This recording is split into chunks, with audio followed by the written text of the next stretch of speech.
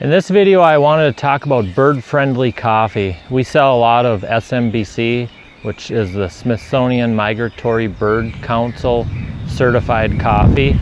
It's a mouthful.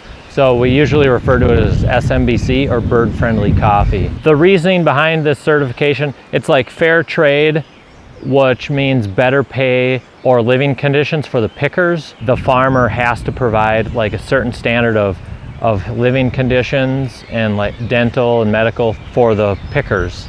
So this gives them a little bit of hedge, like, because a lot of the farmers, you know, they're riding the price because coffee is traded on the stock market. It's a traded commodity. The farmer is, you know, kind of stuck in a way with whatever the current price is, the spot price they call it. So with the fair trade, it gives him a little bit of a buffer. He's guaranteed so many cents, I think it's 25 cents per pound over whatever the spot price is. But then in exchange for that 25-cent guarantee, he has to provide so many certain conditions for his pickers or employees. Then also part of that is organic. They have to be 100% organic. And then the shade grown is part of the bird friendly. We talked about shade grown in another video, but the reasoning behind the bird friendly, so the bird friendly encompasses all those, and the reasoning behind like the bird friendly itself is what they say. As you can see, we're on a coffee farm now, and so all those small trees here are coffee trees. Last year this plantation really cut back. The coffee hadn't been managed properly, and so the trees got way too high, and so last year they did a major cutback of the trees. So a coffee tree will last, can't remember exactly, but like maybe grow like for 50 years, but it won't produce a coffee cherry until after 3 years. So at like 3 years, that coffee tree is going to be maybe like 3 feet tall. And so it'll produce from 3 years up to 30 years, and then at 30 years it starts to really reduce the production. So a well-managed farm will be planting trees every year. They'll have their own nursery and they'll be planting trees and keep that cycle. And so here, this farm wasn't managed well, and when the current owner took it over, he had to do a major cutback. But you can also see as you pan through here with the camera, you'll see the taller trees, which those offer habitat for the birds, even though these coffee trees are cut way back. And maybe you can get these coffee trees behind us as well. They're a better example of the coffee tree. And so with the birds, is what the birds do is the birds also eat a lot of the insects that are harmful to the coffee tree.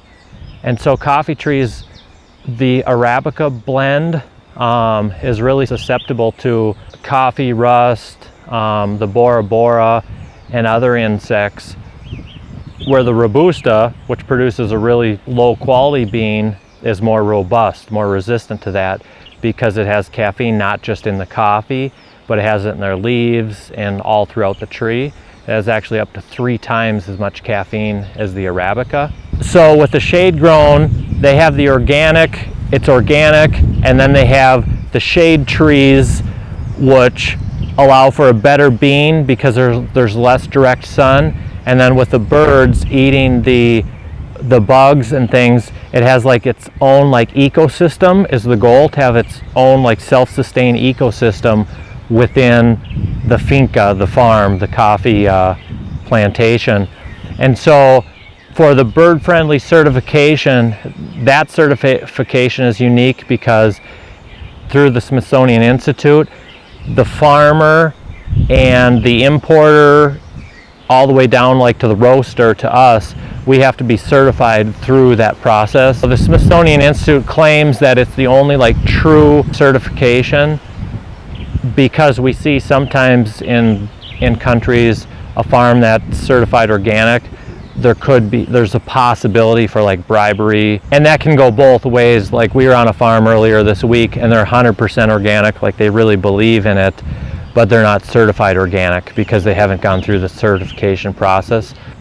We're seeing a lot of good things coming as like the education advances, and a lot of importers, like the two main importers that I buy through, they have sustainability programs and educational programs, and so they'll come in and offer education for farmers on how they can be more profitable and sustainable and better living conditions for the employees or the pickers. So that's why we're willing to pay, you know, extra money, because one, it gives us a better quality bean, and then the other thing is it just enhances the lifestyle of the people that are picking the bean. So in some countries, a picker will make as little as 90 cents a day for an entire day of picking coffee cherries, you know, and then on the other end, we're paying $5 a cup, you know, possibly in a nice coffee shop. So there is some, you know, margin for, you know, an increase in wage for the picker. So through these programs, you know, we're able to help see it all the way to the end result, to better living conditions for the picker. A lot of the thing with the SMBC bird-friendly coffee, or environmentally friendly for the area where the bean is grown, but it's better for the farmer, it's a better quality coffee, and then it makes us feel better because we know that we're not just drinking this really good coffee while people are starving, but we're actually able to help them get education and live a better life. So we really appreciate you guys buying the bird-friendly coffee from us. As you drink that, you can know that not only is it good for the birds, but it's good for people, and it's a really good coffee.